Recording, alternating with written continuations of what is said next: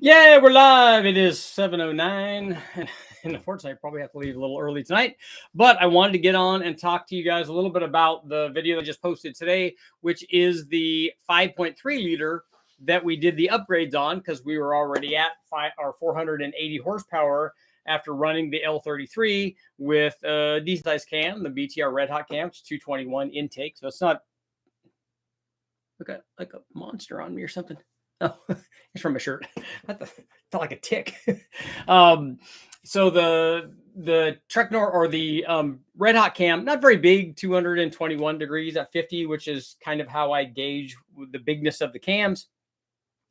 Not big as that goes. We've run 230 stuff on these, and the ones that we've done in the past to make 500 horsepower, and this thing made the most that I've made so far, 511.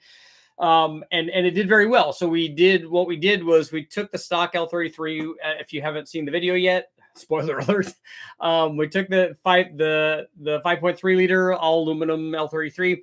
We ran it stock. We went through a bunch of other testing, but we eventually put the Red Hot camshaft in it, and then a fast manifold. And then after doing that, we were like 480 horsepower. So I'm like, man, we're close enough to 500 where we need to actually take a shot at this. So, what do you do? Well, we've got a good intake and camshaft, or decent sized camshaft. So let's look at the cylinder head thing. The 799 heads flow 240, high mid 240s or something. So they're getting close enough to support 500, and we've made 500 with them, but on a 6 liter where there's lots of draw, and on a 6 liter that had bigger cam than this. So it'd make life a lot harder on a 5.3 to be able to get that kind of power level. So ported heads make life a lot easier. Having excess head flow is always good, which is why the factory ones are like that, relatively speaking, to their cam timing. So what we did was I had the Trick Flow as cast 220s from the previous adventure that I did long ago with the nitrous Big Bang motor. And they needed some repair work. They needed some welding and stuff done on the chambers to fix the problems. And that was done by the guys at Brian Tooley Racing. And then Brian also said, well, we have them. We're just going to do some of our porting on them because, they know a thing or two about Trick Flow and LS head. So they did that. They also, we also milled them 30 thousandths, which brought the chamber back down to a reasonable level. Probably we're thinking it's near 60 cc. So near what a stock 706 would be. So it has factory L33 compression ratio. It's not a high compression version. A couple of guys made comments about that. Well, yeah, you milled the head, the compression's way up. I'm like, it's not way up. It's actually or from a 799, it would be up from not having a 706 on there. So I guess I kind of get their point. So 60 cc's would be more, but compared to a 799, you're talking about 2 or 3 cc's. It's not that much. So this is a little bit better, but much bigger valves and way more flow. And then we put a good spring package on it. We ran this thing to 7,000 where it was still making 510 horsepower. So it's doing well. And then because Brian had a fast intake manifold that has that carbon wrap or the dip, whatever they did for the lid on that thing, he had one that they port matched to those heads. So we ran those heads and ran that. And then that allowed us, as I put in the video, it allowed us to utilize the same pushrod length. I had a few different pushrods lengths at my disposal because I have a few extra ones. And so I thought, well, we knew that the Trick Flow heads are going to have to be, they're normally longer. So we normally go to like a 7,500 or so on the Trick Flow heads. But because they were milled and we already had a pushrod length that was already longer than stock anyway, it was a 7.4-250, and the 7,500 was way too much. It had 2 turns, and so I was concerned about that. So once we put the 7.4-25s on, it had about a turn, anywhere between a turn and a quarter. So it did well. A couple of the rockers are not ideal. There, you could see, I don't know if I showed you in the video, but on a couple of the factory push rods that came out of there. Oh no, I take that back. On the L33, that wasn't as much of a problem. On the L86, we had a couple of push rods that were the push rods were worn, and the push rods tend to wear before the cup does. But if you have a worn push rod, chances are the cup and the push rods are also kind of worn. We ran it with the lifters that came with the motor originally, so they're the OEM ones we're assuming. And all of those had been in since all of the cams that we've run, and we've run, I don't know, like 8 different camshafts on this thing so far. We also ran boost on it, a bunch of different carbureted intake manifolds, and it's been used, for quite a bit. The interesting thing, and I don't know if you guys caught this in the video, but while the thing was running after the modifications, there did appear to be smoke coming out the exhaust during the run, during wide open throttle. I couldn't really tell from the video because I didn't notice that when we were running, because I'm kind of watching the gauges more. I glance up at the motor and kind of look back and forth, but I didn't, and it's hard to see from the angle that we're looking at. We're looking at the front of the motor, basically from the control room and the control panel. So you could see it better once you were looking through the video at the side, but there did appear to be something coming out. It didn't, judging by the airfield, I don't think it was too rich. It was in the mid to high 12. So, and we tried playing with that to see what was going on, but we didn't see a big change in power, as we normally don't. We tried various timing, and this thing ran at 29.3 or 29.4 degrees at the horsepower peak, seemed to be where it wanted to go. And it worked out well. So I'm curious as to why there is smoke. I don't know if it's, there's a little bit of carbon buildup on all the pistons. I don't know how many miles are on this thing, a lot. So I would kind of assume that's going to happen going in. So that's interesting. And the big thing about this, though, is the thing that I like the best about it. It made a good number. And then it also made a good number with the smaller hot rod cam, which is only a 217 cam. So that's, as things go, that's pretty small. But it's also very powerful. And so it worked well with that camshaft. But the thing that's interesting is it made a lot of torque. It made the most torque of any of the 5.3s that I did that were able to make that kind of power. They're all over 400 foot-pounds, obviously, but 440 foot-pounds on this one is like 1.39 or something like that. Let's see.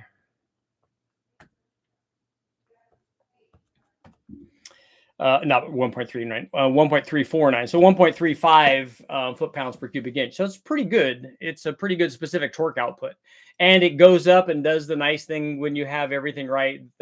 It has a nice little torque plateau, and when you have enough camshaft in it, it has a slightly rising torque plateau. After you've looked at 8 or 10,000 dynographs from an LS, you kind of get to look at these little things. But it worked out very well. So it was a good adventure, and I showed in the video all of the things that I showed changing the cam and showed changing the heads and all that stuff. So hopefully people liked seeing all that rather than just seeing the results of the dynograph, which quite honestly is more the thing that I care about, but I need to do it for the viewers and stuff as well. That's part of the learning curve. The next thing that will be coming up probably will be the AMR 500 blower. I'm working on that video, and also working on the LH6, and then the rec port on the small bore motor. And then we talked a little bit about last time. I'm thinking about doing the 4-inch bore on the 4.8, and then because it will be better, I think, from a viewer standpoint. It'll be more exciting than just making a 6-liter. This won't be a 6-liter. And also, if I make a 4-inch bore, this will be something that I could then put the rec port heads that I have on, and we could put those on and run it, and just see how well they do on the smaller displacement version. So that'll be interesting. So lots and lots of cool stuff. And then plus we have Pontiac Trophy 4-cylinder and the Dodge 2.2 and all kinds of stuff coming up as well. So we'll see what you guys got going on before I have to get off, and I've got some things I got to go run off and do. Just finished watching. Good. That's what I like to hear. I like to hear you just finished watching that video and then you're coming over here. That's like awesome stuff. We want to see that. Vroom, vroom. That's right. Richard, has anyone tried to turn an LS up like a little 265 or 283 gasser engine? I think 48 LS has the potential to be a super small V8 gasser. Nothing like an LS screaming at 10,000. Yeah, it doesn't really have to be a small motor to do that, but they have guys running more than 10,000 on LS stuff on drag race applications. So close to 100 horsepower per liter. Yeah, we need to get to 530, right? So what do you guys think? Well, that will be our poll for tonight, because I wanted to ask a cam LSA question anyway, and I'm sure that we're going to get that.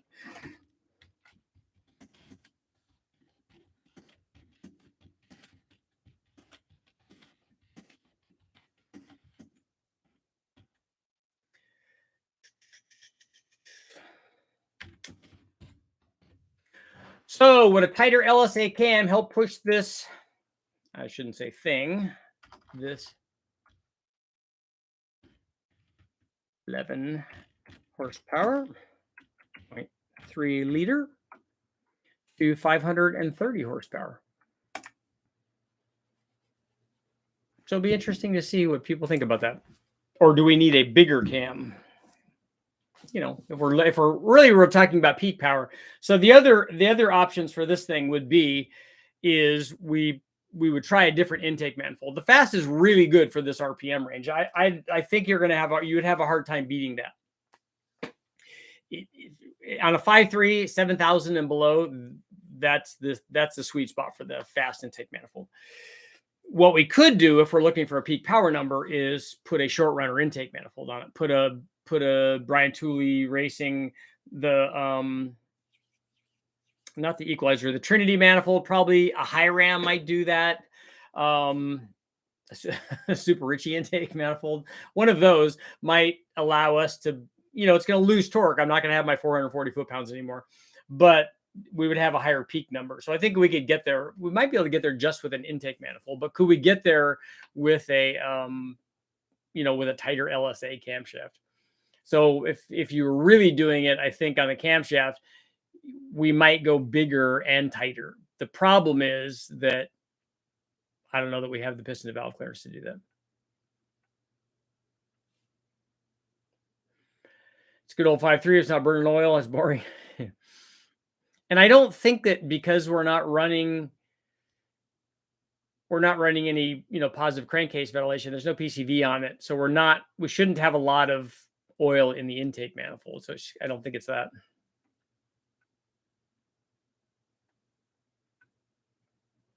My cousin 5.3 had a bad rear main seal leak that fixed itself. Did the oil just get so thick or just fill it up with dirt and stuff?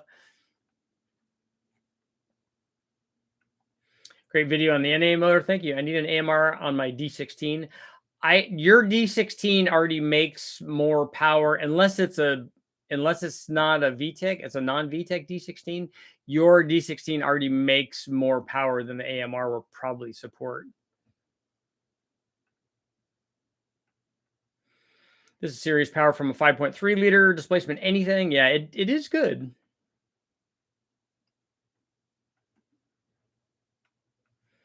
You work very hard. It is a lot of work. It's nonstop every day. My smaller Chevy swapped FJ45 is the most fuel efficient vehicle I own. I filled the tank 3 years ago and haven't needed to add any more. It's been sitting in my backyard since. See, you got to look on the plus side.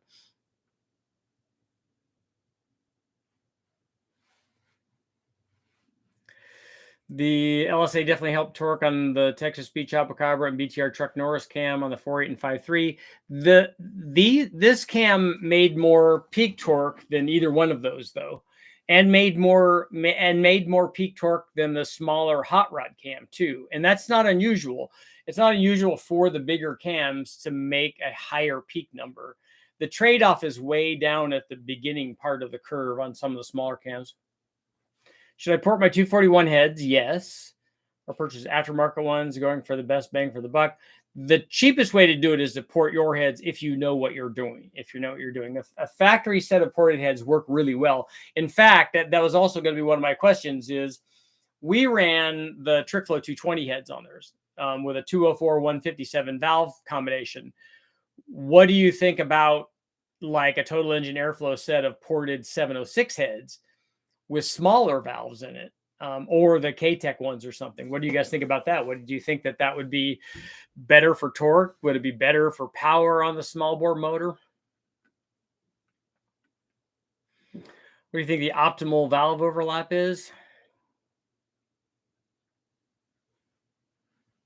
Is it a 110 LSA on a 230, 240 at 50 cam? It would be like asking what the best cam is. I don't know what you mean by optimal valve overlap. The valve overlap is only one thing that's going to help determine how this thing makes power. Richard, what's the cost to sleeve a 4/8 to run a 4-inch bore? I don't know. We're not going to do that. We're just going to overbore the iron block.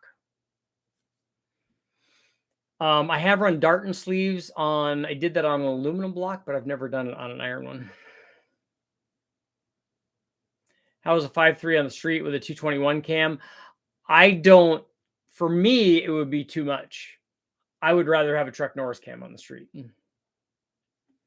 How did or would the sloppy best cam compare? You can look at comparisons that we have with that 219 cam way back. It wouldn't make the power that this 217 cam does, or the 221 cam.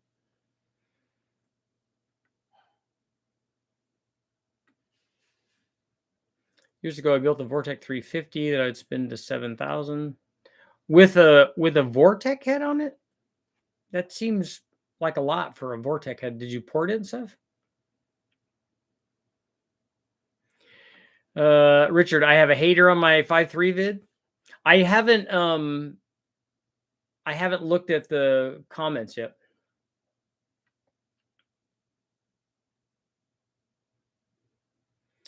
Thing you do is notch the stock pistons for a tight lobe center line angle. Isky Cams made the piston notching tool. They don't. Isky Cams doesn't have, that I know of, at least the when I was looking, doesn't have an 8mm piston a valve notching tool that goes in an 8mm stem, that has an 8mm stem. Theirs were bigger because they were designed for, big blocks and small blocks. I'm going to get trick flow bear castings for my 462 valve. Should I do the ASCAS 185s with the 38cc chambers or the 44cc CNC ported 195s? I think you are better off going with the ported ones. What about the double throttle body long intake manifold? On which? On the LS motor? The cross ram version? That would help low speed torque, certainly, but it's not going to make the power that a fast does, though.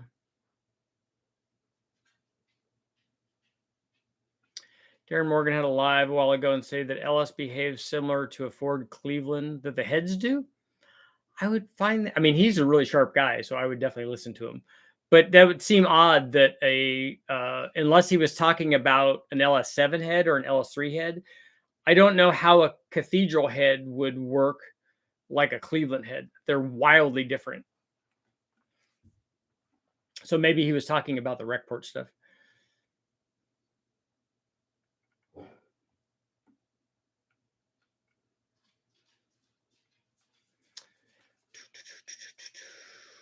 Do you recommend 862 heads on a 6-liter? It's a good cheap upgrade that guys do to add more power and torque, but it does add quite a bit of compression.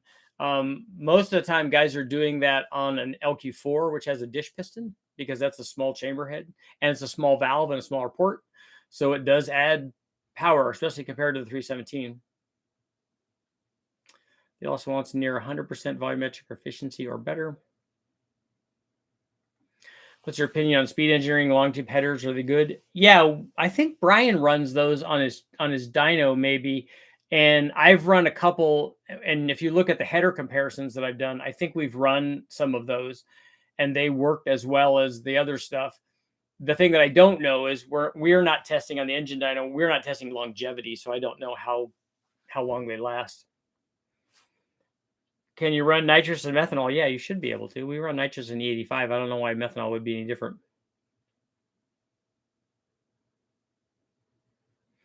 Best setup for a 5.3 for an all-around torque, power gains across the whole RPM range.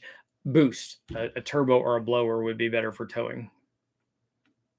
Either one of those would be better, or long tube headers and a small cam and a tune.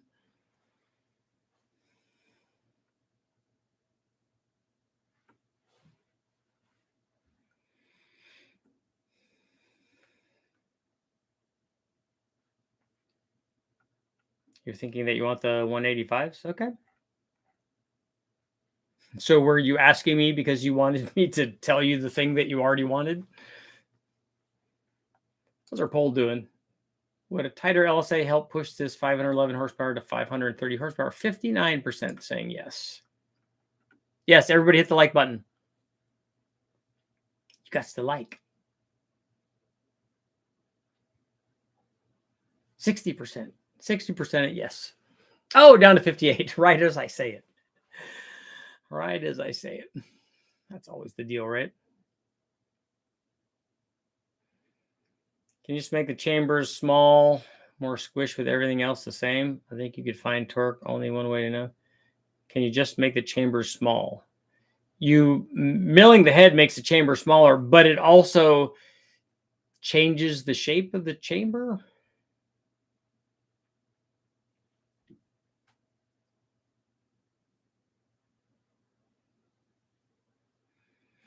When you tested the lobe separation angle, the 108 LSA cam made the most average. Did I ever put average power in there? And the most peak power? I need to go back and look. I don't really remember, but do you think the tighter LSA tighter than 108? Again, I think we're talking about one thing and making it different, but what you're doing is moving valve events. So I don't know. We'd have to try it and see on those specific cams on that specific motor to see if it did something. Do we need to go? No, oh, okay. I gotta go pick up my son from soccer.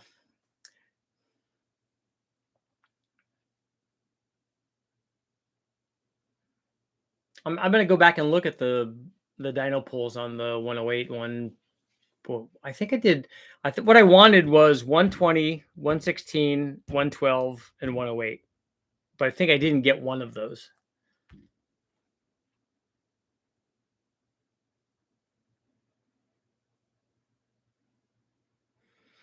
But I would like to test it and see. And with some of these smaller cams, like we might get away with a tighter LSA with a 217 or a 221 cam. I don't know that we would with a 230 cam unless we have valve release.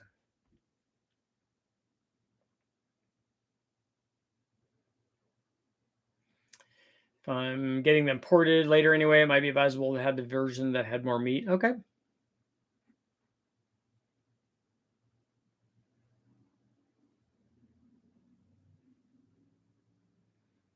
I like flow more than compression, but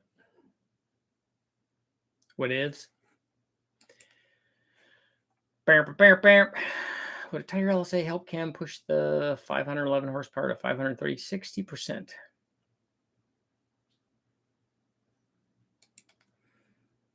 We're going to close the poll.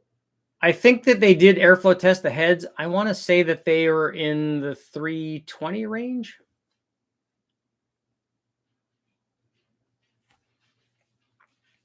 I'll have to see if Brian probably has the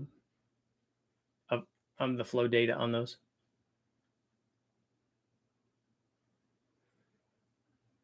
They also had the fancy like extreme RPM valve springs on and stuff too.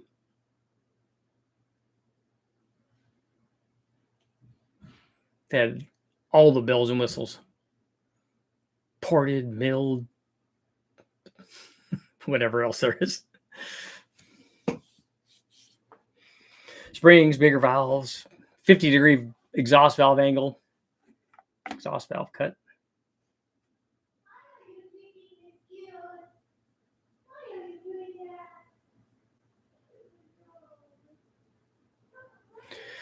So comparable to a 235, like a ported 235, or are you talking about a 235 trick flow head?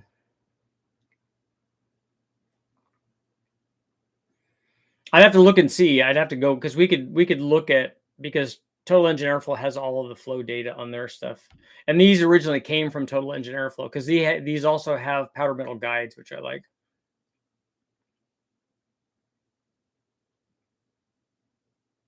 which I do like. Me likey. But it would be cool to get. I mean, this is how it happens. This is how it happened before. 480. Well, we got to get to 500, and now 511 is like, well, 100 horsepower per liter would be nice. And then where does it go? Then it's like, well, could we make 600? 235 trick flow head. I don't know. I'd have to look and see. I'd be curious to see how much they changed the port volume on the heads. I don't think very much, because I don't think they had to do too much. The Ascast head's really good right out of the box. But on that note, it is time to go. Got to go do some family stuff, which is awesome.